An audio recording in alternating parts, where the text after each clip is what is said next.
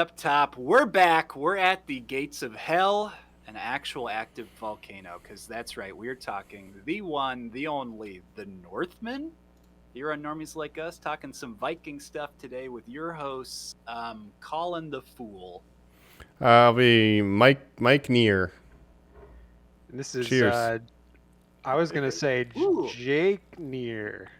Oh, I don't know wow. We're what brothers. I don't know what my Viking name would be, but Well, I'm pretty sure brothers last get along name- famously in this movie, so we should be Yes. fine. nothing True. bad could happen. Ethan We're Hawke's here last on name was Normies Like Us. War Raven. The other one's name, well, no, he called himself the Man the Bear. War Raven. or There's the wolf, the the main bear guy. wolf. The Bear Wolf. I'm sorry. Yes, Bear Wolf. yes. Yeah, you're the Bear Wolf, Jacob, and you're Thank the you. War Raven, Mike. That works. I like that's so Raven to me. So yeah, there we go. But it's we have the Northman, the latest Yes. Viking epic. We're going to be talking about the movie, but there's going to be a little bit of different style kind of offerings here, let's say. Yeah, we talked about this in our last one, Normies. If you haven't caught up, we're switching up our style. We're kind of doing some loosey-gooseys here. Yeah, we're talking Northmen. Yeah, we're talking Norse men. We're talking Vikings. We're talking all that good stuff. We'll get to that in a minute. But, first up top, we're just going to keep doing what we kind of usually do in a bigger format, but a whatcha. But kind of just check in now and just say whatcha, right? But I had the idea before we started to switch up here because Normies, I don't know if we've ever talked about this on the podcast, of Mike's 3D printing obsession. Oh, I wow. want to throw out that. What you printing? I want to hear what's the build of the moment, my man. Okay, wow, a printing update. So, Yes. I recently I finished printing things for the printer and calibrating it. So the latest obsession, the goal was I needed to print a mount that would attach to the printer so that you could put a GoPro so then I can film time lapses of the prints. Oh, genius. Because the idea is to do like TikTok or Instagram videos of printing stuff, maybe painting it down the road, like models, D&D terrain, things like that. And now I have a way in which to capture the entire print process from start to finish. And that's kind of been the big project that's been going on in the background. And now it's done. So maybe there'll be some stuff going out.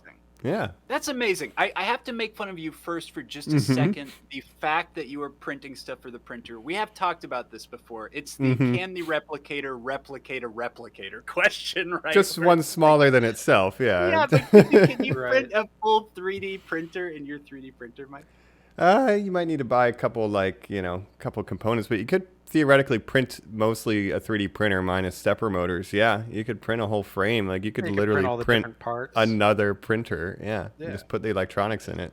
So that's the meme, though. It's like, oh yeah, if you 3D printer, half the hobby is printing things for the printer, and the rest of it's everything else. But yeah, it's been good. It's a fun little hobby, and it runs in the background all day. So. I like to keep the machine working, much like a Fjolnir and his slaves on the farm. If they're not working, who is? So the printer. No, I don't like that. I don't like it either. You may have a 3D printer, but I have a 4D printer. That's right. I can print time. No, you can print time? That's right. Yeah. I don't know how it works. I'm not a scientist, but it's a 4D printer. You get the 5D one. Whichever one prints money, that's what I want. Do you think the first person who makes a time machine will explain it as it's a 4D printer? That's pretty good. Yeah. It's more like a 4D fax machine because it's like transmitting you, right? Maybe through the quantum foam, a 4D fax. Just go through it. Time travel. Not technically possible, but... Well, forward, but not backward. This movie, as one will get to, it does make its best attempt for us to travel back in time. It's one of the most accurate Viking movies, but we'll get there. Colin, what's your watch? You outed my 3D printing, man. What do you got going on? I say we just maybe even just stick to video games, because I do want some like Elden Ring updates from you guys. I'll just throw it out there and say, Normies, I was so close to getting a PS5. I won't tell the long story out here. I've just thrown it out to these guys so many times, but it was seeming so close for a moment, but no.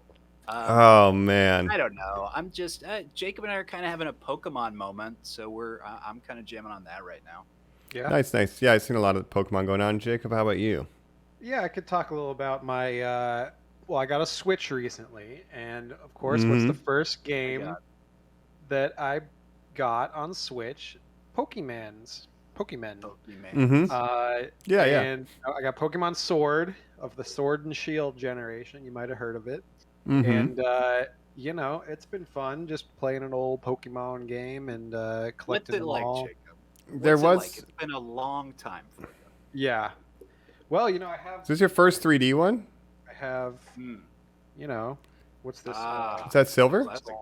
Or Crystal? Is that one of them? Crystal Gen 3. Okay, yeah. We just had a visual aid, listeners, of a Game Boy Advance. No sticker on it. Yeah, a cartridge with no sticker. You rarely bought that. That's from the online. flea market. Yeah. Yeah, and it was very legit.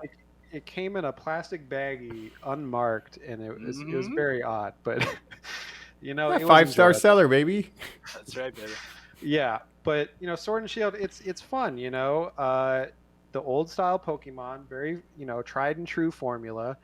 You could say maybe they should do more to sort of change up the formula a little bit, and maybe they will with the new release. But this one, it adds the wild section, which is more of a open-ish world where you can wander around and fight different kinds of Pokemon. But it's essentially just the same as like the wild grass, just expanded on a larger scale.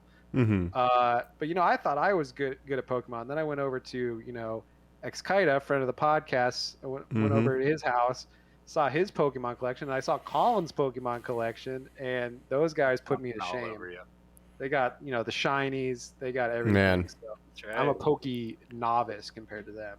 Yeah, we are in the cult, unfortunately. Now, let me ask you, Jacob, because this is a Switch, kind of your first Nintendo console in a little bit. Your last one was maybe the GameCube. You did not have a Wii or a Wii U, right? No. Useless. GameCube it is. Yeah. Does not matter. Only half of the United States got Wii's, and he was not the other half. Yeah, Yeah. It's one of the top selling consoles ever. Yeah. Listen, because that's sports. Had a Wii U, which I did, we which can sucks. talk about too. I am a loser. It sucks. Yeah, that's questionable. Let me ask you this real quick. This is a landmark game that you own because it's the first home console version of a Pokemon game. It's not just a mobile game anymore, baby. It's a core line series that's on the Switch, quote unquote, which can dock, go to your TV. You dock this motherfucker when you switch? You fucking docking this boy, or how you play it? You just mobile it? No, ever since I've got my Switch, I've exclusively used it as a Game Boy, essentially, with the handheld with the controllers and the little slots.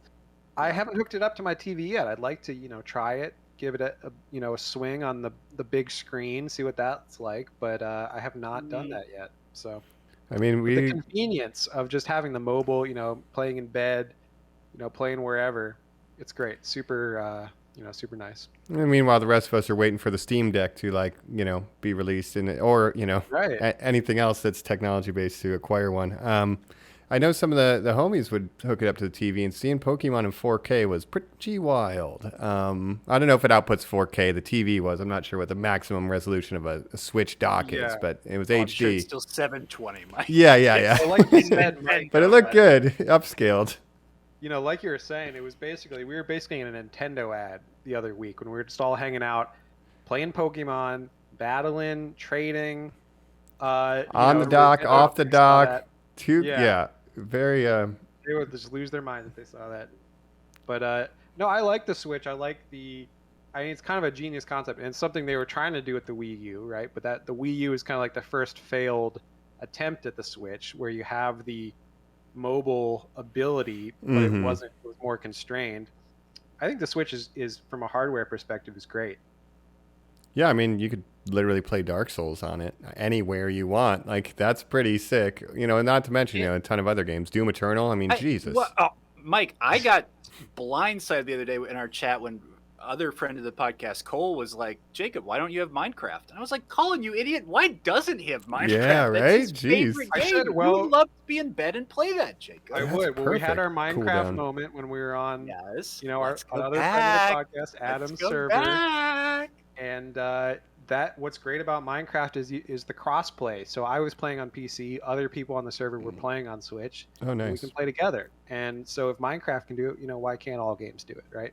But it's super nice. So maybe I will have to buy Minecraft for a 4th or 5th time on a different platform. And a worse version. Oh, as long as it's not Skyrim, you can buy it as many times as you want. I won't be upset. Yeah. That's right.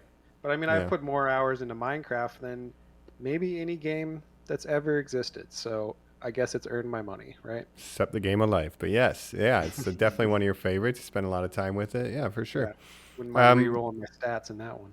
Right, right. What you, Mike? What are you playing right now? Yeah, just briefly, we did a whole Elden Ring thing. I'm still playing that here and there, but friend of the podcast, Chris, he's been on the Final Fantasy VII and some of the Lord of the Rings episodes. He got me, speaking of Lord of the Rings, the Shadow of Mordor and Shadow of War games. Oh, yo. I thought those were the ones with Gimli and Legolas, but they're not. You're just some guy, and it's awesome. It's awesome. So I've been playing. I played 8 hours on Sunday. I was just like in a zone. Like I watched the Northman on Saturday, and then 8 hours of Shadow of War, because basically the coolest part is that Nemesis system. I don't know if you guys are familiar. Yes. Basically, enemy captains will remember, for the listeners, when you fight them, whether you defeat them, they defeat you. And then, there's this relationship of, if they defeat you, they get more powerful, and then they'll talk shit. Or if you defeat them, they might come back now with, a scar on their face and a metal plate. And they're like, you did this to me, I'm going to get you, Right. So, there's this theme of, these emergent stories, and it's, kind of randomly generated, which keeps everything fresh. But I think it kind of ties into the vibe, because when I'm trying to sleep, I'm just thinking about the Northman and then that game. And it's just, everyone wants so much revenge. And I think a big meditation is revenge good? And we'll get to that when we get to the Northman. Right. But there's a lot of revenging happening in Shadow of Mordor, which I thought was quite appropriate. And it's a little more handholdy than Elden Ring, which is not always a bad thing. It's a little easier on you. It's it's okay to do something casually, I guess. So I'm having a casual little go. Well, Mike, I saw you playing on, my Steam friends. I saw you were playing that on Sunday. I was like, oh man, I've played that a little bit. I've played Shadow of Mordor, the first one, a couple hours, and then I never really picked it up again. But I did enjoy it. It's just there's so many games, so little time, right? But I did enjoy it.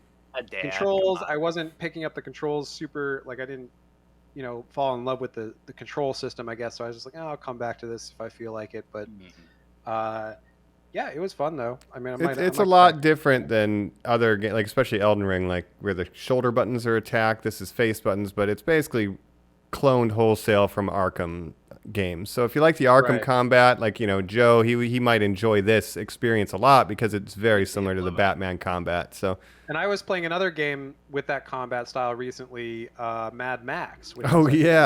Speaking of Valhalla, dude. Yeah, that's a fun little underrated, little fun game from 2015. Unrelated to the movie from the same year, but yeah. Question completely unrelated. What is it? No, it's not completely unrelated. No, it's not tied into the universe at all. But anyway, that's for another time. Yeah. You picked your boat. Not to Immortan Joe. The scripted story. We talked about it. That's okay. Immortan Joe's in it? All right, sorry. No, the main villain of the game is Immortan Joe's son. Okay. So it's years down. Okay. You were right. I was wrong, Jacob. I apologize.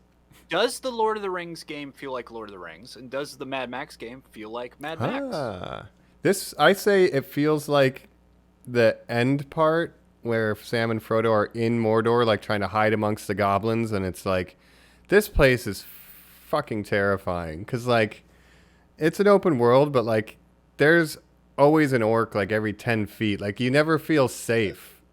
You constantly feel exposed, and then you'll be trying to escape because it's hard to heal.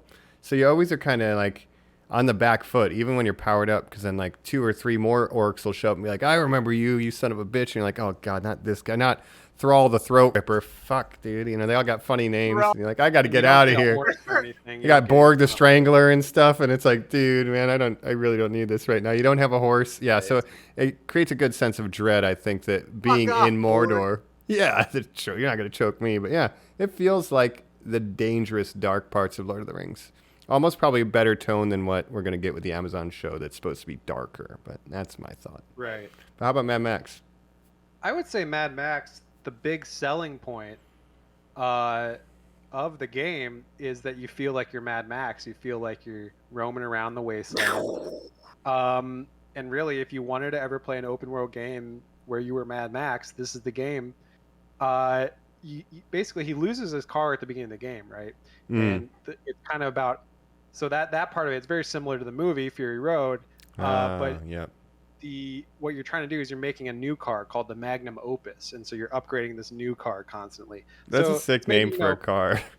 Yeah, the Magnum Opus, and you can make it with different body styles and different augmentations and stuff, so you can kind of customize it. But some hardcore fans of the show or the movies might not like it because you might want more time with his classic car. But the car, and I think the car combat especially, is what really sells it.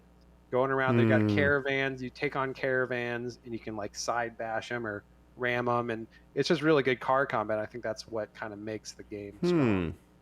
Yeah, I mean the car is a big identity. By any rate, but what it's trying to do. I think it does it well. So I think that game really never got enough appreciation when it came out in 2015. Played it. I see. Totally. Well, maybe wait for Steam. I say maybe both of these. Wait for a Steam sale, right? Absolutely. Yes. Yeah, you can get it on sale. Shadow of Mordor is great too on sale. Some underrated games for sure. Yeah, maybe that's a good transition to maybe ride glorious on the Fury Road. I'm awaited in Valhalla. Let's talk another Norse-inspired thing, the Northman, the movie, coming up after this. I will go to Valhalla. We're back. We were talking some violent video games. We're about to talk a violent movie because we're talking the Northman here on Normies Like Us. The Northman. That's right. So Northman, all right, again, if you've seen the trailers, it's obviously kind of a setup you might be familiar with, the classic kind of revenge story. Boy exiled from his kingdom has to return one day and reclaim it, and, the honor of his father. This is basically Hamlet, which is also basically Lion King, and the main character is named Amlet, which is the tale that supposedly inspired Hamlet anyway. So this is kind of a closer source. But I think it's really hard to talk about this movie without kind of addressing the big twist, because I think the way the marketing materials and the way it presents itself to you in the first act is very different from what it delivers on. And it's kind of hard to say it's just the Lion King without talking about the twist. So I'm saying let's mention the twist and then discuss kind of the theme and the ramifications. So right now, Normies, if you haven't seen it, you don't want to hear the twist, go watch the movie first. And come back at this timestamp now, because we're just going to go ahead and, spill it. So basically, I'll set up the premise, and then Jacob, you tell us the twist. So they set it up. The boy is very excited for his father to come home. He has a loving mother. And then the brother is jealous and then kills his father, who is the king, kidnaps the wife, who is his mother, and they're going to kill the boy, but the boy escapes. And then that's where we get the famous, I will avenge you, father. I will save you, mother. I will kill you, Fjolnir. So that's his motivation, to avenge his father, save his mother, and kill Fjolnir. What a tagline. Yes. And you think it's just going to be a return to glory, the Lion King. It's going to be a happy ending. But what are kind of the twist elements that really reframe the way we look at this revenge tale? Right. Well, basically, so, he's living his whole life for revenge. And then, when he finally meets back up with his mother, he kind of finds out that his whole life was a lie. And his past was not how he remembered it, right? As his mother explains to him. Actually, your father was like kind of a piece of shit, and I didn't like him, and I liked your uncle. Your uncle was actually like a great guy, and so I asked your uncle to kill your dad. Yeah, she and actually you. asked him to kill the dad. He's a good leader. We see the evidence with his own son when he says, "You should do the work a slave should do." We're going to be talking about some topics like that the entire time, so trigger warning, listeners. There is evidence that Fjolnir is not a villain, Jacob. Yeah. I would argue that, saying who's a bad guy, who's a good guy, they're all like Vikings. Like, they're all doing bad stuff. Like, there's, like you said, there's slavery is widespread during this time. People are killing people. So, like, who's really a good... And that's what I think what's kind of great about this movie is it doesn't fit into the traditional, like, heroes and villains. It just tries to tell the story accurately from sort of an unbiased point of view. So who can really say... Is, Amlet a good guy or a bad guy? Is Fjolnir a good guy? Is his mom a good guy or a bad guy? Who can really say, I think that's what really I enjoy about this is, I'm a big fan of The Green Knight, which is, again, is presenting this classic hero's tale that we should be familiar with and turning it on its side. And so in this, it's like, even when he goes back to find Fjolnir, he sneaks in as a slave, right? He's going to Fjolnir's farm, right? But then it's like Fjolnir's not even at his dad's kingdom. Like he got kicked out of it. Like he's just going to a farm. Like there's not even a kingdom for him to get back. And then it's like, oh, I'm going to save my mom. And she's like, I wanted you to fucking die, you piece of shit. I was a slave that your dad just picked, you know? Like, why did I like that guy? You know, so it's like, there's no mother to save. There's no kingdom. And then it's just vengeance for vengeance sake. At which point, you know, he does meet Anya Taylor-Joy, who he kind of sees Fjolnir's people fucking with her as a slave. And it's like, oh, that's what my mom was to my dad. So there's a lot of parallels kind of going on. I think that's the ultimate message of this movie is that, and, you know, this has been done many times before, but there's that, you know, Confucius saying, I think, if you seek revenge, start by digging 2 graves. Yeah. Because you're just killing yourself, basically. Vengeance isn't worth it. So at the end of this movie, right, he has a chance. He's, you know, Anya Taylor-Joy is pregnant. They have a chance to go be a family, go be happy somewhere, start a new life. But he can't let this vengeance go. And so he goes back and has the climactic battle with Fjolnir, right? He didn't need to do that. He could just leave, let bygones be bygones. But Fjolnir's probably not going to track him down. He's just farming. Yeah, right. Yeah. They got away. They could just be happy and start a new life. Yeah. He can't do it. So I think that's the ultimate message of this movie is that vengeance, it's not worth it.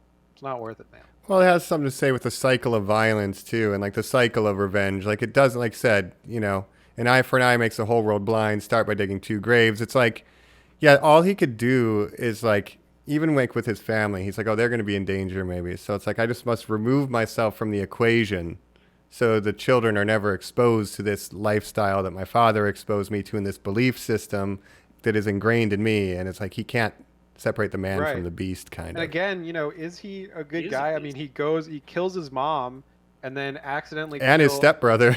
Right, he kills his stepbrother who like attacks him, but I don't think he was attacking trying him, to kill his stepbrother. Like that just kind of happened. And he's like a self-defense, rage guy that he's just kind of berserked out. She says something to the effect of, there is good in you because you chose to save your brother. And his answer is, there is nothing in me. And then I loved the other line that he has at one point of, someone asks him, like, what have you made of your life? What do you do for a living? And he says, life, I know nothing of it. Vengeance is all I know. You know, soon I will know living. Yeah. He says, like, after this is done, maybe I can see if I like life or not. Yeah, if I like life or not. Yes, that's, you're just his like, whole life what is essentially this? Yeah, his life has no purpose other than vengeance. Now let me set up something real quick to say, I love Hamlet, I love Shakespeare, you know, I love I've been watching a lot of Shakespeare movies lately for some reason. Truly, even being exposed to that stuff, there's the key turn moment that I always have to have that happens in the 5 minutes if I'm seeing live Shakespeare or if I'm seeing, you know, a film Shakespeare of, I don't understand anything that's happening. Oh, wait, now I do. It's almost like hearing another language, right, where you get into it. Like the 13th Warrior. Yes. When he finally gets it, yeah. Almost unfortunately at the age where a lot of this movie was lost to me because we didn't have subtitles. Even just that it is English, I have to read now what is being said, and I don't think I'm going to fully appreciate this movie till I have a home experience. You know, Colin, I kind of agree with you. When I'm at home watching things, I'm an always subtitle kind of person. I just like to know exactly what's being said. And you know, the way people do audio levels now, it's like everything is louder than vocals, like gunshots. Our theater, Jacob and I went together. It was mixed very interesting. It was very loud, Jacob. We didn't talk about it afterwards. And it was I didn't know if that was just the theater is just a little too loud or if the mix. But I feel like, and here's where we might have a bit of a disagreement, but I kind of like the maximalist approach that Robert Eggers has, where he's throwing all these noises and, you know, sounds at you, kind of immerses you in the movie to a degree. Like, I know he went to really great lengths to depict, you know, period authenticity down. Even like the type of grass that's there. It's like period authentic. Yeah. I'm not kidding. And I think the soundtrack kind of goes into that a little bit, where you can kind of get lost in this movie. It's like a trance where you just kind of feel so immersed that you're like there. They said when that a it was... scene starts, Jacob, and a woman is singing the song that started in the soundtrack, but then she's doing it live naturally, and then in the background you're watching her be sacrificed, and you're like, wait, I'm trying to figure out what's going on here. Is this diegetic or not? Yeah. It does kind of play with reality at points too. There's some psychedelic, supernatural stuff going on. Similar to the Green Knight, some mystical things that you have determined. They did say, by the way, with the soundtrack that they use all period accurate instruments and drums, like there was to make it feel like Robert Eggers really wanted this to be, and he claims with the anthropologists and stuff, the most accurate Viking period movie ever made, which is pretty cool. And that game they play, like that's like a real thing. Like, oh my God, I forgot about that for a second. In the middle of this, listeners, it's amazing. They play Viking baseball or cricket, I guess. Yeah. We're talking Viking cricket. We're talking Viking hockey. Who knows? Some crazy sport in the middle of it. Now, how accurate is this? Viking field hockey, lacrosse. Viking field hockey.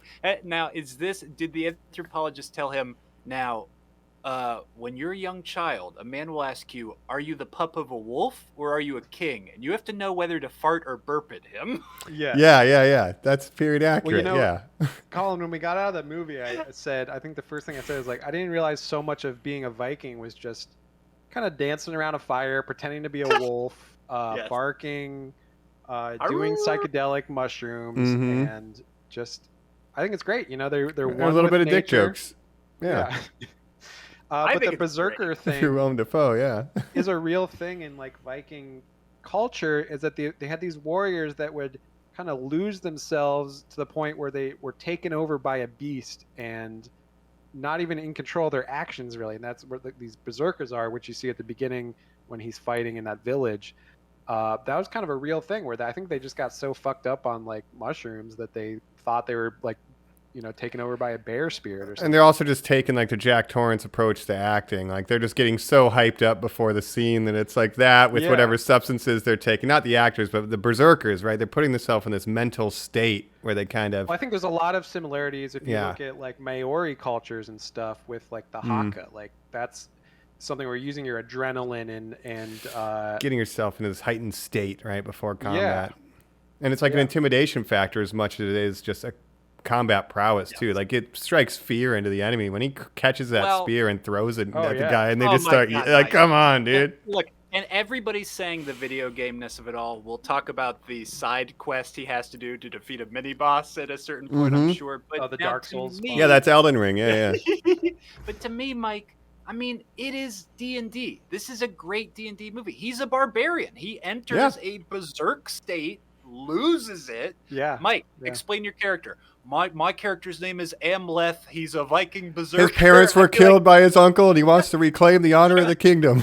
Great, roll him up, Doc. All right. My God. Strength 20? You're like, strength 20. I just rolled it. Yeah, he's out here. I literally, in a D&D campaign that we played in the past, I literally had a barbarian character named Thorgoth. Yes. Yeah, he just needed a necklace from his family. He was a prince. Oh my God, he was a prince. Yeah. He was a lost. He almost did it. He was berserker to intimidate people. He was great. Yeah, that's great. You did a jailbreak. You've done scenes of like my character sneaks out of the slavers' quarters in the middle of the night. He searches around in the darkness. Like you can just see it. I love it. Which, can we talk about the first thing this guy does when he grows up, finds out where his uncle is, and he can go finally commit the vengeance. He cuts his hair. It's a bowl cut. Turns himself into a slave and sneaks onto a slave ship to get close to this guy. Swims onto it, pops up, and it's like, I've always been here. I'm just here. It's me. He brands himself too. He goes the whole way. Yeah. He's just really committed. He's willing to give up his freedom, become a slave just to get close to this guy so he can kill him. Exact revenge, yeah. So his berserker phase, that's the Hakuna Matata part of his journey. When he's murdering that village, that's his Hakuna Matata. And then now, he's on his way back. He's Ferris Bueller now. Cut his hair, and he's on the farm now, trying to infiltrate. Yeah. Basically, you could relate this whole movie. So he's trying to get to Scar's farm, right? And Scar has Nala, right? And it's a smart plan, become a slave, get close. But he meets Anya Taylor-Joy, right? What if the twist of Lion King, Mike, though, was Scar was like, I'm a great leader.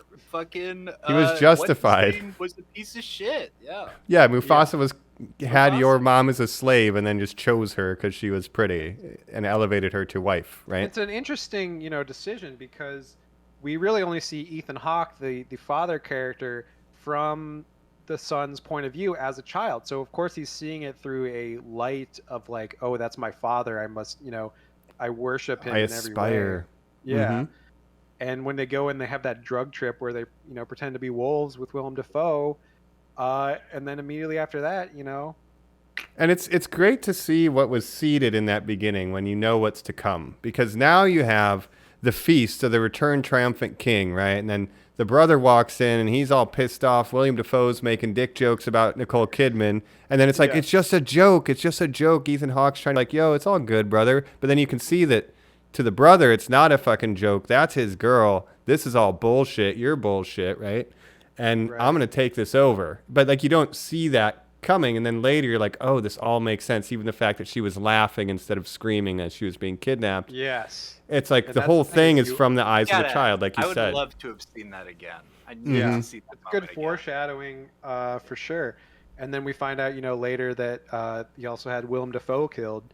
The jester, I guess, or the seer. For one joke. The whore. Look at my dick. And he's like, fuck you. I'm going to kill that guy, dude. And he did.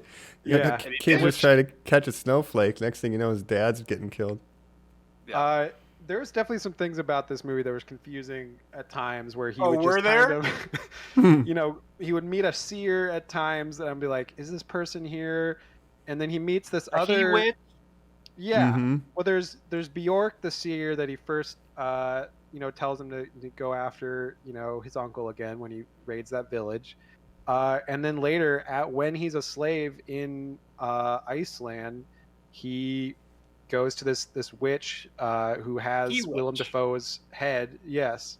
Yeah. He communes with Willem Dafoe. They took his tongue. I replaced them, of course. He keeps me company. He gives his entire speech. It's like we talk all the time. Again, I need to watch it with subtitles. It's like, this is the craziest thing I've ever seen. That's why it's a little hard to follow at times. I totally agree with you. And with the accents and with the way they kind of mumble lines sometimes, I was like, wait, what? But I think, a lot of this is accurate to the Norse religion. And the Norse religion, the paganism, is very different than Christianity. And I think this movie kind of highlights it's a movie where the point of view is from a Norse-centric, not a Christian-centric. So Christians to them are like the weird ones. They worship a dead guy nailed to a tree. And that guy nailed to a tree. Yeah, that's great descriptor. Amazing. But like death means different things to them, and like they can commune with the dead and the spirits and that kind of thing. So it's just very interesting to see that religion played out. And to that point, isn't there some line he says of, "Mother, you died by a blade. That's good. You'll get into some sort of special part of Valhalla. Not necessarily that you died like a warrior, like I'm trying to do." Mm-hmm. I think so. They're like, they're like Klingons in that they want to die in battle. Ethan Hawke is very concerned about dying in battle. Yes. Yeah. Because like the Klingons getting into Stovokor, you can't get into Valhalla if you die peacefully in your bed. You have to fucking die fighting. Boots on. Yeah, exactly. Yeah. So that's kind of what the omelet was raised in. And then he goes to join this ragtag berserkers. And then, it's just like all I know is kind of this fundamentalist kind of get revenge at all costs, family honor above all. But it turns out, kids, even when you're a kid, the world seems more black and white than it is. And then when he's an adult, he comes to find out, oh, man, all this was bullshit. I'm going to go have a naked fight with my uncle. I'm going to fight naked in a volcano. Hey, now, that is moments of, again, like you're saying, authenticity, where, yes, that was an actual practice that they would do. They would solve personal disputes in these bloody one-on-one naked battles, right? But let's say, again, like we're talking about with these moments of surrealism that the Green Knight had, where the greatest battles are the battles in your mind, this movie embraces that too. It has these high fantasy moments in this history stuff, but it's accurate, like Jacob said, to the religion or the idea of Norseness, in that, of course, Odin would appear. Or, of course, a ghost would give him a sword covered in runes that were made of like a one-of-a-kind steel that no one had ever seen. You can only unsheath it at night. Oh my God. He literally fights people with it stuck in the sheath because it's a magic sword. And the guy trying to get it out who gives it back to him gets frustrated. It's worthless. Amazing. Yeah, when he's just hitting people with the scabbard, like, what are you doing? This movie's great. Yeah. Because not in the previews, Jacob. I mean, this was not advertised as this. No, but that mix of, it's not a documentary, and then it's not like trying to take an objective look at what life was like, but it's mixing the historical accuracy with this like spiritualism in such a way where it's like, this is kind of like what it would be like to experience this if you were this person living in this time, seeing visions and stuff, Yeah, true. The way you would kind of understand it too, because it's just all based on a religious framework. You're tripping on some mushrooms. It must be a religious thing. Right. This is real. And when Anya Taylor-Joy doses them with mushrooms, right, and they think they're like fighting demons at night or whatever, and they're like fighting themselves. Yeah. The thing with the Dark Souls boss, I was a little confused. I was like, so basically this He-Witch tells him to go to a Draugr, to a cairn, right? Which is like Skyrim, of course, as Colin, you pointed out yesterday. Draugrs are the villains too. Yeah, and that's a real historical thing. A Draugr is like a Viking mummy, basically. They would have these cairns. Yeah, cool. So he goes, but I'm just thinking like, how? Wait, okay. So how did you know where to go? There's a special sword that no one knew about. Can I just say again, it really falls apart when you're like, wait, this isn't even the original place they were all from. It's just some farm in some other part of the place. And they're like, yeah, of course. And he's familiar with it all. And he knows like that when you say meet at the gates of hell, that means something to him, a guy who's never been here before in your life. And you're like, I guess. Yeah, right. Looking that up too. And again, that is true. There's a volcano in Iceland that they call hell. It's called like Helika or something, and they called it the gates of hell because it was that's what they called it. Of course. Which is so cool, like entrance to their hell. Because it's volcanic, it's famous for hot springs and stuff like that, but you don't think of it in the Viking context, which is like cold and wet and or snowy and muddy or rainy, but like also there's a volcano and like what a primal force. Vikings, snow, Thor, lava. Yeah, you're right, Mike. Like I never think of lava, but it is a thing. Yeah, and that's cool. That's now added to the mythos. Like I'm here for it. Mustafar, baby. Yes. Yeah. And of course, at one point, like his grand hope is, I'm gonna do all this shit. One of my kids, because I know you having twins. I smell you. I'm a Viking. Like trust me. Like I know what's going on. I'm on mushrooms right now. Yeah, I'm like a bear, and I'm on mushrooms. Like, and I'm a wolf. You're gonna have twins. One of them's gonna be called the Maiden King, who I looked it up, who's like a Russian fairy tale. You're like, what the fuck? Who knows what this is? But my whole hope is you'll have that life. I will die. And then an angel wearing braces, a Valkyrie, will take me up to heaven. You're like, oh my God, okay, great. I do have I know about the braces. Okay. I looked it up. What? I had to know. How did you even know to look that up, Mike? Because when I was looking up artwork for the podcast to make it, I saw a picture of the Valkyrie again. I'm like, that's right, braces. So I Googled it. And some Vikings, and this is a recent anthropological discovery, they would file like channels into their teeth, the front of their teeth, and then fill it with like a resin from a tree that's either black or red to look more intimidating. And do alignments. And so to do it with a Valkyrie, they're gold and like more majestic than a regular human would do it. So that is a recent, in the last 15 years, they said. And there's other things too, like the tunic that Almed's wearing. It's like that's something they discovered in the last 10 years. Like that's an example of a period accurate tunic. Like the design of it and the style of the, it's like, so they're really just trying to bring everything, the most modern kind of anthropological things. And the other one too is there's like one female captain or something. And there was one known female like war chief Viking, right? In history. Wow. And like, that's really hard to do in that society. So that's really badass, but there was only one on record. So the Vikings TV show that has a lot of like warrior women and stuff, very cool. Girls get it done, but not historically accurate. Badass, but according to the fossil record, You know, it has that whole History Channel show. It has this new Netflix thing. None of us watch that. We have Jacob, Thor coming out now too. There's a lot of Norse stuff happening. You know? Well, listen, Jacob, you watch that other thing. What's that? Yes, and Netflix I was gonna mention that again. Yes. I've mentioned it on this podcast before. The Last Kingdom on Netflix. Okay. That one, yeah. I think it's better than Vikings. I never really got into Vikings. I watched a little bit when it first, was on years ago, I think. But I watched a little of the first season. Wasn't super into it. People love it.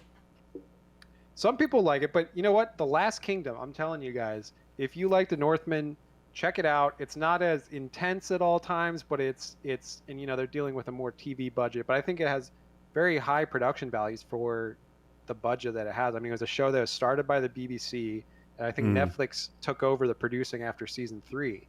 But it's a 5-season run. Season 5 was the last season, just came out this year, and it's based on this same time period, the late 9th century, the Danes, which are the Vikings, coming into England, conquering different parts of England, and it's about the Danes versus the Saxons, right? The Anglos, the Saxons. The Celts, but it's the Saxons. The Celts are there too. They're they're more in the Ireland or Scotland. Sure. There's Northumbria, there's Mercia, there's Wessex. There's all these different parts of the British Isles, right? And it deals with King Alfred the Great, who was the king of Wessex, who became the first king of unified England when he unified all the different tribes of land. Yes, but it follows this guy named Uhtred, who's kind of a historical conflagration of different characters. Like he takes different traits from different real characters, but he's sort of assembled from different characters. But his name is Uhtred, son of Uhtred, who was born. Wait, same name? Yeah, and he's okay. That was kind of popular in the time. Mike, son of Mike. Yeah. Mike, son of Mike. Yeah, you want your family name to live on. But he was born a Saxon, who then his father was killed by Danes who were conquering his lands, and he ended up being raised by Danes. So he kind of has a leg in both sides. He's kind of ties to the Saxons and the Danes, but he's also betrayed by them. Yeah. Sort of adopted by the people who beat you. Right? Yeah. He starts out, interestingly, so he runs away. He starts out as a slave to the people that conquered him, but the guy that conquered him, Ragnar, grows to love him like a son and basically makes him his son. Great. All right, let's talk about that. Yeah. Now, what would you guys be? Let's just say we're back then. It's not going to happen. I'm not going to be a Viking. I'm going to be a Celtic slave. I'm going to be a peasant. Yeah. I'm going to be a shepherd who, as like a 4-year-old, was stolen by a guy who looks like our friend Adam, who was just like taken onto a boat, and they're just like, "You are ours now," right? And at this time, slavery in this period, obviously wasn't based on race. Anyone could be a slave to anyone else. Only being conquered. If you're conquered by other people, you would become their slave. If you were deemed useful enough to work. Otherwise, you could just be put in a building and set on fire, basically, like they do. We have no use for you. Roman. He'd be a slave. He'd be taken by these people. And if we leave you alive, we know you're going to revenge us because we love revenge, and we can't. Get in the barn. You're either working for us or you're not living through it. That's why they can't let the little boys go, because they'll grow up and. But that is historically accurate too. A lot of. Viking, people would just come and sack a town for resources and stuff and be like, all right, cool. We got our labor force. Let's go. It's kind of where you get the spite your nose to save your face. And we do get somebody with their nose getting cut off. Exactly. So, yeah. But the Last Kingdom, that's why I think it's so interesting because you have all the Danes, which are the Vikings, coming over to England, conquering new lands. But then some of them are trying to become kind of allied with the Saxons or in different ways. There's a famous,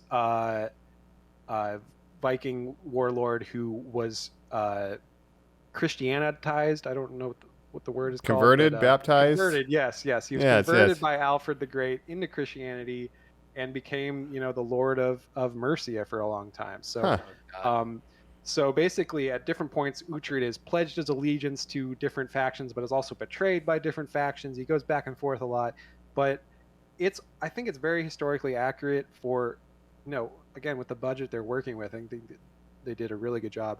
And you can compare it to Game of Thrones kind of with the plotting and stuff. But at least, this show didn't ruin its ending, so it's maybe even better than Game of Thrones. Yeah, right. Well, that's interesting. I don't know. If you like that era, if you like the Northmen a lot, if you like Viking history, if you're interested to learn more about it, check out The Last Kingdom because it is very historically accurate. And probably the next best example, you'd probably argue. And that's another thing too. Robert Eggers mentioned in like the first part of the scripting, like they were like, oh yeah, when he goes to Roos, originally that was going to be like the British Isles. And him and Alexander Skarsgård was like, we've done that a lot in media. Let's do something different. So that's when they switched it to Roos. That was happening at the time because kind of everyone wanted the British Isles. They're kind of a very fertile land for crops and stuff. So they're fertile and they're defensible because it's a freaking island with giant cliffs. You just grab skinny little guys like me and you just be like, and away we go. And you'd be like, I think we'd probably all be slaves or peasants of some kind. Oh no, I would. I checked my 23andMe. I have 0 Scandinavian blood. The closest I have is Switzerland at like 12%. I'm not a Viking stock. I would be working for them. Yeah. Yeah, they'd come conquer our village and put us to work, breaking up rocks. That's what the Normandy region of France is. That's where the Normans landed and conquered. The Norway, Norman. Come on, people, put it together. You can do it. The Danes, the Denmark, land of Roos, right? That's Russia. Russia, Ukraine area. Slavs, right. Mm-hmm. That's right. So they're touching on some new stuff that we've never seen in a Viking film because it's accurate. We've done the Britain stuff before. Like even the haircut that he does later, like a lot of Vikings would have a bowl cut. They tried to do like a proper nerdy bowl cut. They said it didn't look good, so they kind of give him like a cool boy bowl cut. But that's more accurate too than the long hair, which I was bummed when he cut it. But apparently that's not the most accurate. Beard, sure, but the long hair, not generally the standard. In The Last Kingdom, there's a lot of like undercuts and like maybe cooler hairstyles than they maybe actually had. But I can kind of forgive him for that. Also, the main character wears eyeliner a lot. I think that's just to make him look cooler. But Batman, yeah. We love that. But I see a lot of that guy who plays the character is called Loki on that Viking show. He's like the fan favorite character. He is all eyeliner, Jacob. So I don't know. Wait. Loki. Wait, are you talking about Ragnarok, the Netflix modern? Because that Loki wears eyeliner a lot too. That's true.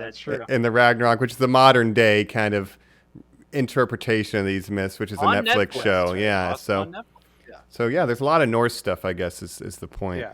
But check out the Northman. Check out The Last Kingdom. Can't recommend The Last Kingdom. Yeah, and I recommend The 13th Warrior. Up to this point was my favorite Viking film. Antonio Banderas plays the Persian who meets the Vikings, has to fight the Cave Bear clan monsters or whatever. It's a whole thing. Got some witches in it too. Way less accurate, but pretty fun. Yeah. But I think this is definitely the best Viking movie, at least, by current standards. Mm-hmm. This being the Northman. Let me be clear. Interesting. Yeah. All right. Well, I say we get out of here then. Let's go. We're going to do one final segment. We're going to do a new segment on here. Dun, dun, dun, dun. It's called a Colin's Quiz. That's right, guys. I put together a little quiz where you two will be facing off against each other for points. Each question will be worth 1 point unless I otherwise dictate. You will buzz in by saying buzz, buzz. Nice. Or I guess we can come up with maybe something like... You could say like Valhala or something. How does that sound? We got a hand thing too. We could. Skull. Yeah. But I want to hear you. I want to hear you scream. Sláinte. Yeah. Okay. Sláinte. Okay. Yeah, give me something. Or skull. Or yeah. Gotcha. So, the premise of the quiz here. Yes, we are talking about Vikings, but there is another historical adventuring type, I would say, being talked about in the news right now because one of them is being maybe persecuted. That's right. Pirates are back because maybe a very famous pirate is trying to win a divorce case right now against his wife to keep a lot of his money. So we're going to do a little segment, since this movie's out at the same time, called Viking or Pirate. Okay. Now, the premise of this quiz. I'm going to be asking you questions about movies, games, TV shows, pop culture stuff. You guys will either answer with Viking or pirate of what am I talking about? What is the question referring to, right? And there will be chances for extra points inside these questions. You guys kind of get the premise? Yeah. So should we settle on the same command word? Yes, absolutely. And Normies, please play at home too. What do you think, Jake? Skull. Skull. In the movie, at the beginning. That's what we're saying here. Skull. That's what Vikings say. Skull. All right. Let's do it. I think you guys should howl. That won't get annoying by question 5. Or fart or burp. Yeah. Or fart or burp. Your choice. Yeah. That's great. So you're going to say skull to buzz in. And again, you're telling me the answer of whether this is about pirates or about Vikings. Okay. I'm ready. Question number 1. This fictional identity is revealed to be used by multiple men in the classic film The Princess Bride. First of all, do we have to wait for the question to be finished? But I know it's pirate. No, you do not. I didn't know if we were doing Jeopardy rules, okay? Okay. Oh, do you in Jeopardy you have to? You have to wait until he finishes asking the question. Oh, okay. That will be the polite way we'll do it then. We could use that as a warm-up. Yeah. If we want. I believe you said pirate. Pirate. Dread Pirate Roberts, Pirate yes. is the correct answer. Ding!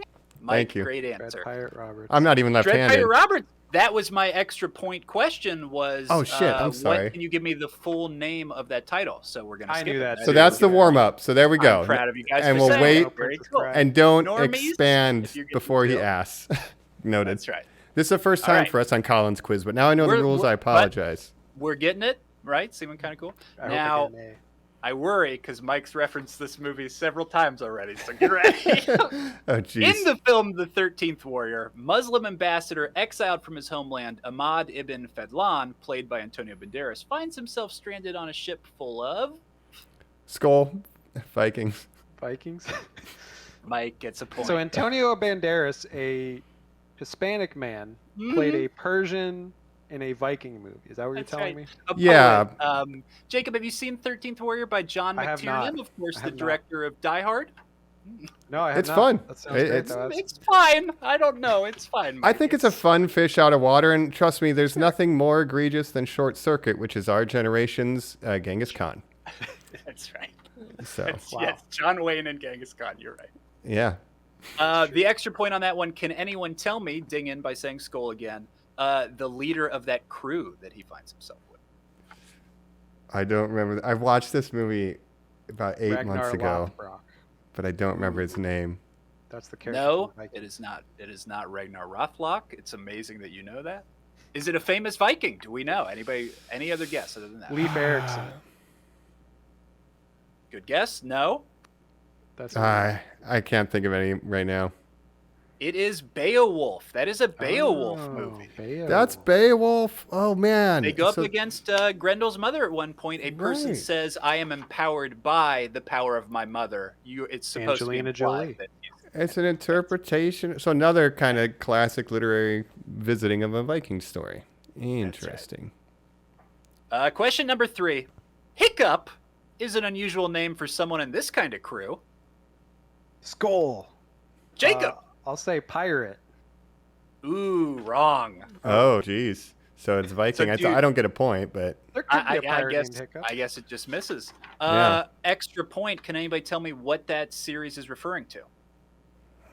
So Vikings Hiccup. Vikings Hiccup. I'm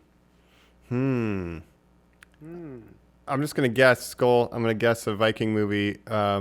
It's got to be wrong. Valhalla Rising. Wrong. Okay, yeah. I'm not making it to Valhalla. I have no idea. That would be the How to Train Your Dragon franchise. Hiccup is, of course, the lead human character, a Viking who meets a bunch of dragons. Now that you're saying it, I do know that his name was Hiccup. Man, okay. I'm mad that I didn't think of that before you said that. We should maybe do something with that franchise. I've never seen any one of those. Mike, have you? I've never seen him. Just Dragonheart. I wish that was a sequel. That's not training your dragon. That's more like training your human.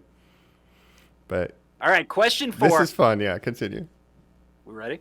Mm-hmm. Turner, Swan, Sparrow. Would the birdie protagonist of this franchise be more at home on land or at sea? Skull. Pirates. Sea. Mike first. Pirates, because the pirates, of course. And again, anybody can tune in. The name of that franchise I was just referencing is the Pirates of the Caribbean. That's right. Extra point Yes. to Jacob. It's crazy because Jack Sparrow is currently being tormented by the lady from Aquaman. That's right. There's that new Sarah, pirate leave show. him alone. Yeah. Yo, Taika Waititi. Right. Our Flag Means Death, which is about some real historical figures. John Steed and Blackbeard. Yes. Yes. A very interesting show. Yeah, maybe we'll follow it up with a little more pirate talk. We've never done all the Pirates movies either, so who knows? No, and I'm always when that maybe ship will set sail. Yeah. Now, I said Swan and Sparrow, and I said Birdie protagonist. Now, Will Turner is the other protagonist, Orlando Bloom. Does anyone know what the bird reference is there in his name? There's a bird reference in Will Turner. This is intentional by the Turner screenwriter. bird? All three of the protagonists are named after birds. But you have heard of me. Turner bird. So Jack Sparrow, Elizabeth Swan. But you have divorced me. But you have pooped on my bed. Will Turner. What's Turner? We love you, Johnny. Or maybe we don't. We'll see at the end of this case. We'll wait for the proceedings to carry out. Yeah, dicey. who knows? What's a bird that's a Turner? Turner bird. Bird. There's like... No, I don't know. It is a seafaring bird like a seagull called a tern, T-E-R-N. U-R-N. I've heard of those, I think. You've never. The big O. I was thinking of like a king. Yeah. Oh, yeah. I'm like, is there a kingfisher and he's doing something thematically? He's like is there like a swordfish bird? I'm like, I couldn't. That's right. Yeah. Right. We're dumb. Now, this is a 2-point question. You don't have to give me both answers, but if you ding in, give me 2 shots at it, I will award you a point if you get one of them right as well. Gotcha. And this is not, it's breaking the usual format, I should say, too. Okay. Name one of the Assassin's Creed games for each of the genres. Pirate Skull. Or Viking. Skull, I can do both right now. Black Flag and Valhalla. Wow. Ding, ding, ding. 2 points to Jacob. Yes. Okay. I haven't. This is our... Yeah, we tied up. Is this it? I haven't been keeping track. Close. What is the score? I don't even I believe I have 2. Oh, he's got it. Let me ask you guys real quick. Now, Mike, Jacob and I, we fucks with those Assassin's Creeds. Do you mess around with those at all? Only the one that's called Shadow of Mordor. Well, if you like learning because it's about very, history, very similar. Yeah. You said baby can learn a lot about history with some of those games. Yes, I would be interested to play the Viking one. You never have, Jacob? I haven't. The last one I played was Odyssey, which is about Greece, obviously, but there's a lot of historical accuracy in those games, surprisingly. Rules. Yeah. Yeah, even like the American Revolution one. There's obviously the French one. So. Yeah, I don't think that American Revolution one was very that's 100% popular, though. What happened, though? It's accurate. Yeah, but the Black Flag was one that I played from a few years ago, which is the pirate one. That one was very fun too. If there's not a lot of pirate games out there, right? There's Sea of Thieves now, which is popular, but if you want a historical pirate game, Black Flag still holds up, I think. And also, because I had to look this up, there is literally, Jacob, just an Assassin's Creed called Assassin's Creed Pirates. Oh wow. They got their creative team really dialed in that day. Yeah. Yeah. Black Flag was hard enough to come up with. Can't we just call the next one Space or Desert? Assassin's Creed on a boat. Last question here, close, because Jacob, you've got 3. Mike has 2. Oh, geez. I'm gonna make this last one because it's the hardest. A 2-point question, giving Mike the chance to win here. Otherwise, you dominate. Okay. Steal. Oh no. So. Should we get naked and go to a volcano before you ask this? Yeah. I think you should do a little wrestling. I think there should be way too much smoke to the point where me watching, I think how would you film this without getting sick? Oh man, yeah. It's funny because we did mention sucking it in. Oh yeah, no, it's for the crew's wearing respirators, just not the actors. So we're gonna be fine. Yeah. We did mention we were brothers in the beginning. We're having a showdown to the death, down to the last here. So that's right. And did you see Robert Eggers fought for what he called as much penis as possible? But he was like, no, we had to film it in thongs. digitally I kept being like, let's put some huge dicks in it. Like, no, you like just it's all shadows. So. We're not Eastern promises. I mean, obviously that movie's got to be rated R, right? Oh yeah, 100%. Yeah. But I guess there's so much they can do before it becomes NC-17. Is there Anya Taylor-Joy nudity? I think there might be. Right? You see like a little bit of her butt, but nothing else. Tastefully done. I would say it's tastefully done. You see her butt in The Witch when she's like 16 years old. So well, you see freaking Alexander Skarsgard's butt in this too. So we're all good. Equal butt showing. There's both genders of nudity. Yeah. Equal opportunity, baby. Both genders of butt in this film. Last question. Are we ready, boys? See it. Yeah. Mike, are you going to pull ahead? Give me a woo. And I farted. Jacob, are you going to pull ahead? Are you the pup or the prince? I am the werewolf. Are you the cub? Yeah. This group of baddies, and because it's a showdown, obviously you guys can just keep buzzing in to answer. Like if one of you misses, just keep buzzing in. Okay. Whoever gets it first, I would say, to win the point. Noted. This group of baddies, led by Professor Busby, were unmasked in an episode of the new Scooby and Scrappy Doo show. Skull. Jacob. Wait, pirates? Wrong. Skull. Vikings. Wrong. What? Oh, it's a trick question. Pirate Vikings. Or Skull Pirate Vikings? Viking pirates.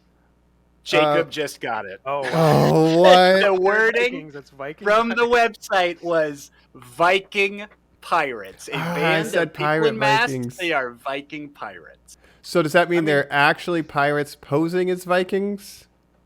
Here's my question. How do you do a Scooby-Doo episode where the word ghosts just isn't automatically in whatever your villain of the week is? It should be Ghost Viking pirates. pirate ghosts. Yes. Yes, exactly. Also, Vikings are essentially just pirates on land.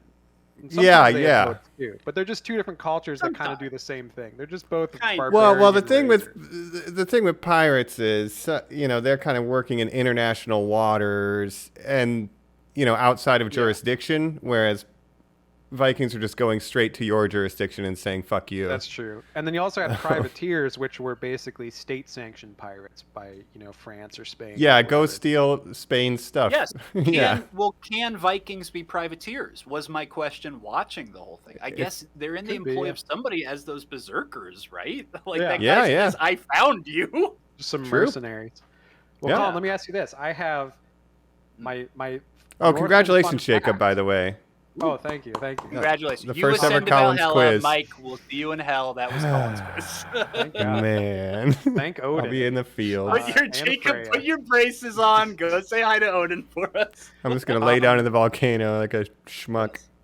I have an extra credit question for the presenter and my contestant, my opponent here. This was my Northman fun fact, and I want to see if you guys can get the second part of this. So my fun fact was, in this cast, in the Northman, there are 4 different actors who were in Game of Thrones at one point.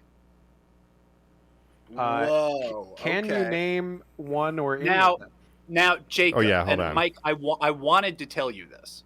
Mm-hmm. Ralph Ineson, who plays the Green Knight, who is, of course, famous for being in The Witch, Robert Eggers' first movie, as the lead character, essentially, is in this movie. Who does he play? I could not spot him. He plays Dagmar Cleftjaw in Game of Thrones. But no. You're asking who is he in this movie?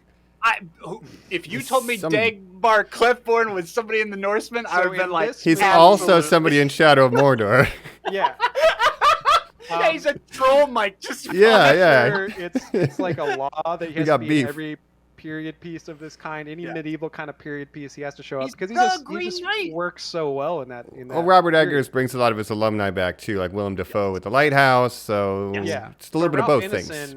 I mean, he just looks like he would fit in, like he's from medieval times or something. Oh yeah, but got a good voice too.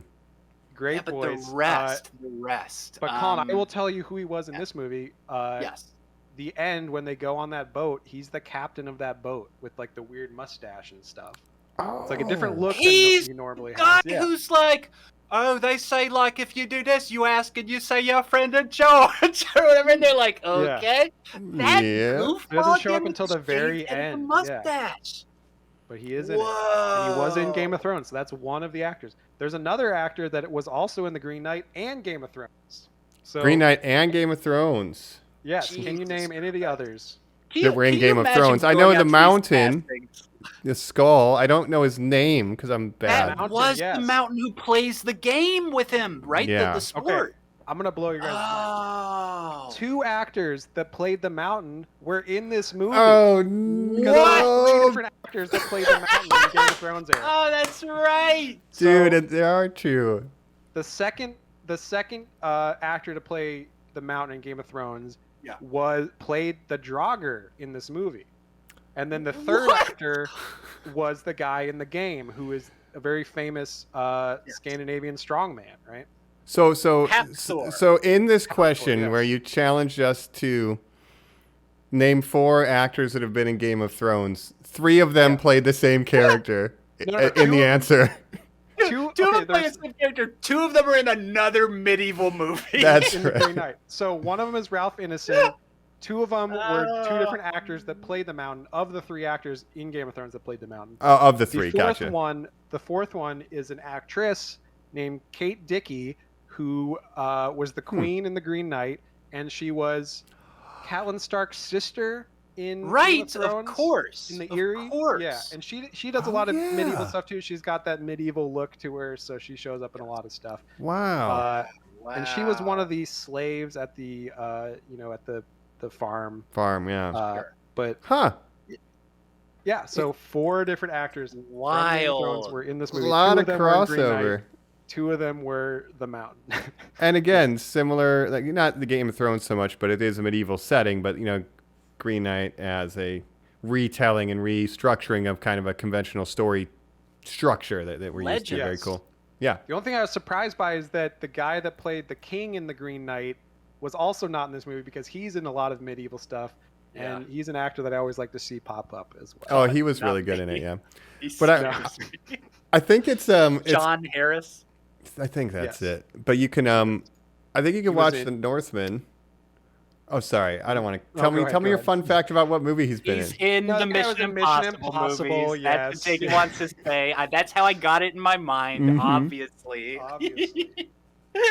No. The other fun facts. I'm full of fun facts. There are a lot of fun facts. Like, coming up next week, perhaps we'll be talking about, let's say, an Ethan Hawke, or maybe a Willem Dafoe. There's a multiverse out there now, too. There's a lot of people connected to a lot of things that are happening.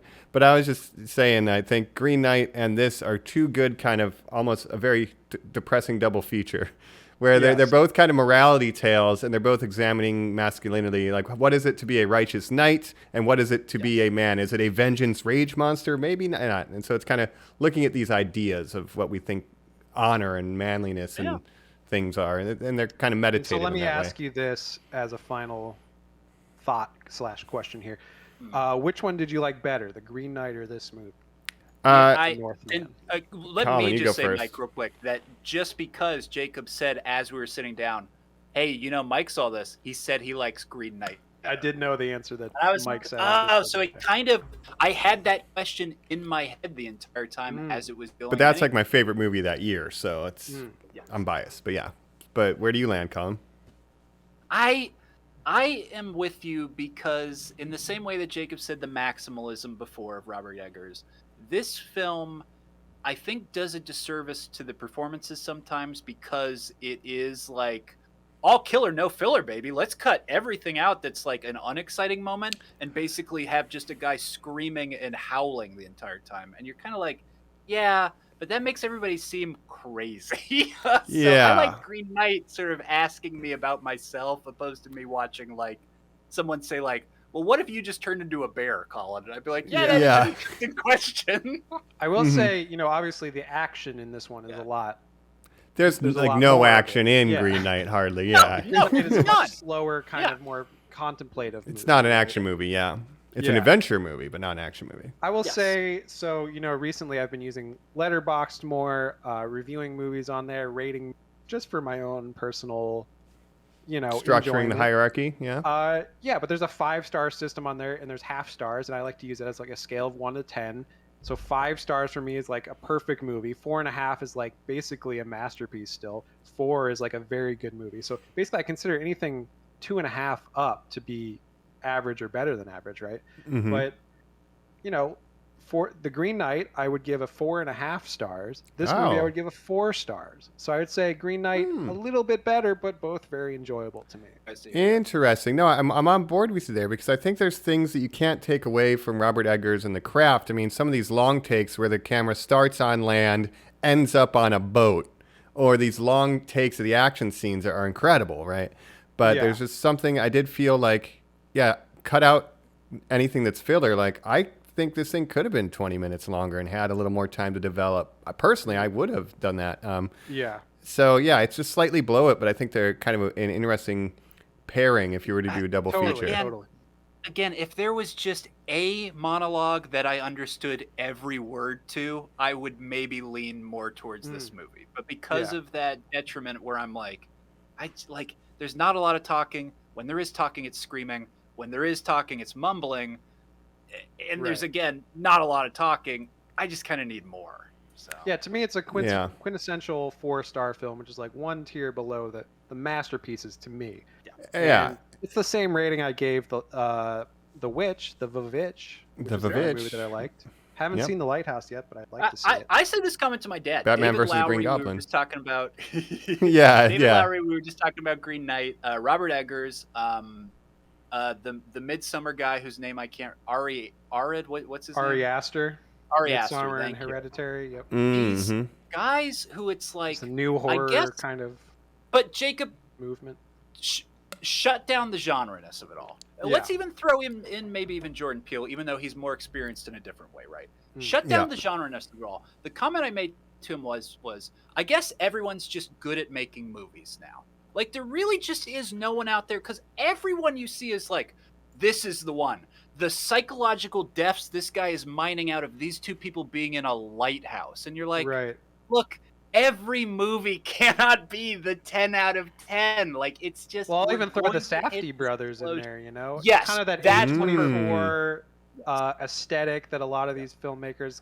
It's a breeding ground. Because this is focused. It's not A24 like The Green Knight is, but it has the feeling of that. Mike, I said to Jacob while we were sitting down, you know this isn't A24? And Jacob said, really? I wonder who it is. And when Focus came up, in my mind I went, interesting.